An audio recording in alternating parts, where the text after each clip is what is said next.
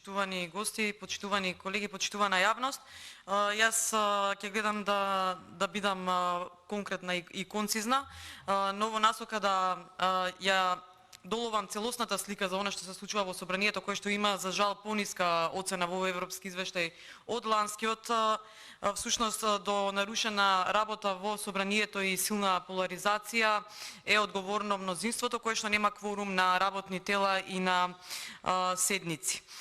Почесто треба се одржуваат пратенички прашања, за жал во изминатава година ние имавме 9 месеци период кога немавме пратенички прашања. Оваа неповолна слика велат токму од Finance Think дека за неповолната слика за мерките за справување со енергетската криза целосно ја објаснува констатацијата од извештајот според која недостатоците во планирањето, имплементацијата и мониторингот на мерките, како и нивната транспарентност, отчетност влијаат врз нивната ефективност и ефикасност. Понатаму го спомнува и има огромна критика кон нестабилната даночна политика, односно која што е всушност виновна оној закон за прогресивен данок кој што потоа се стави на одложена примена за зголемување токму на сивата економија. Би сакала едно резиме да кажам во делот на извештајот дека корупцијата останува сериозен проблем, недостаток на транспарентност, силна поларизација во општеството, неспроведени мерки и препораки, затоа важат истите од претходно.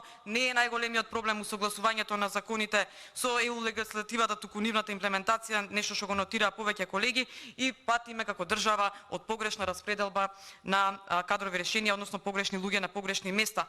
Самиот факт за мерките дека 10.000, можеби и повеќе од 10.000 фирми за 2 години, 2021 и 2022 се затворени, односно имаме повеќе затворени од отворени фирми, кажува сам по себе. Благодарам. Ви благодарам и јас.